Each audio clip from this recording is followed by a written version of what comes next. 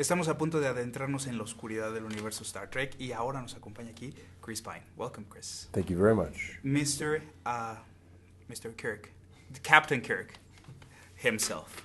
How was it like to become this character for the second time So around? much fun. You know, in the first film, he's this kid, really, this kind of brash, obnoxious upstart who gets the chair of the captaincy a bit prematurely, let's say. And in the second film, you know, he really has to earn it, and he's filled with a lot of self-doubt. He's filled with a feeling of, you know, he's not knowing whether or not he's going to be capable of leading these men and women into battle. And it was really interesting, really fun to play a character that was so weakened right off the bat. We get to see you doing these action sequences incredibly one after another. And this time around we have the IMAX experience for the movie. How was it like for you to work with these kind of cameras that capture everything that's there? Well, it's mortifying because to see your face on a 40-foot screen is just like, I don't think anyone should have to ever do that in their life. No, the action was spectacular, and it was really action that was designed specifically for that format, for 3D and with IMAX in mind, and that's, you know, that's JJ's vision of it had, you know, always. He always maintained that he wanted to make it the biggest, the best that people had ever seen in that format. You know, the cameras that we use to shoot, the IMAX cameras, are big and cumbersome. You can only really shoot, you know, 3 minutes at a time, if that. But you knew going into it as the actor that the finished visual shot would be so stunning that it was all worth it. How was it like on the set with the new members of the Star Trek family? Great. You know, Benedict Cumberbatch plays John Harrison, who's our bad guy, and he's so evil and so magnificently evil in this film. I think people will be really astonished by what he's done. Alice Eve plays Dr. Carol Marcus. She's another beautiful, intelligent Brit brought to the cast, and she does a great job of emotionally grounding our film, of her character. And you see this kind of interplay between she and Kirk that suggests that maybe in the future Kirk will have something to look forward to. I kind of get the impression that this time around we have a lot of much more insight in the characters, and we have a lot of close-ups. How is it like to work with J.J. Abrams, this kind of part in a character? Well, it's great. What's nice to know about J.J. is that even in a film that's so, you know, it's a $185 million film, there's so much going on in terms of action, set pieces, costumes, visuals, colors, photography things, that, you know, with a director, oftentimes in that situation, they would get lost doing all that other stuff and forget about the actors.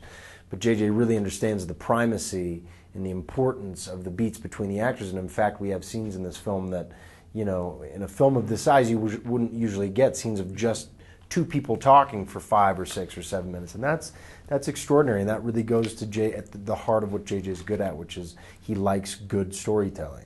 After Into Darkness, where do you leave Captain Kirk in terms of what is coming for him, and what do you take from this experience? You know, I don't know. It's always up to the writers and the production team behind it to figure out, you know, those kind of stories. But I think the journey that he comes to, the journey leads him to this place of humility, I think. And I think he does grow up. He does become a better leader. He understands the necessity of selflessness. He I think, does away with a lot of that pride, a lot of that hubris, a lot of that unnecessary kind of overwhelming sense of himself. And so where does that leave him for the third? I don't know. I mean, I think he's in a better place, surely, but there's definitely some sinister undertones about where potentially Kirk could go. There's a lot of Easter eggs for the fans, but what do you think is the most important sequence that the general audiences have to pay attention during the movie? Well, I think above and beyond, let's say, all the, the character stuff is fantastic. I think that'll be appealing to people a great deal.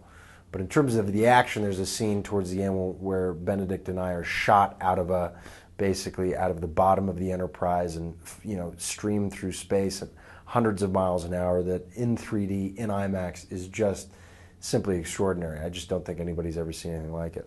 What are your plans, personally, as Chris Pine, after Star Trek Into Darkness? I don't know, man. I got to get a job. You so I'm on the hunt. I have my resume out. Looking to do some stuff. I have Jack Ryan coming out in December of this year, which is another film in the line of the Tom Clancy Jack Ryan series, and Kenneth Branagh directed it. Keira Knightley's in it. Kevin Costner's in it. And I think we've made a really good film, and I'll be happy to share that. Sure. Would you share this one with our audiences? Can you say hola? Hola México, México. Hola Latinoamérica. Hola Latinoamérica. Me llamo Chris Pine. I play Captain Kirk in la nueva película Star Trek Into Darkness. Vayan a ver esta película. Sería mi gran placer. Ahí está. Quédense aquí en Tierra, todavía hay más. Soy David Granciano, sigan conectados.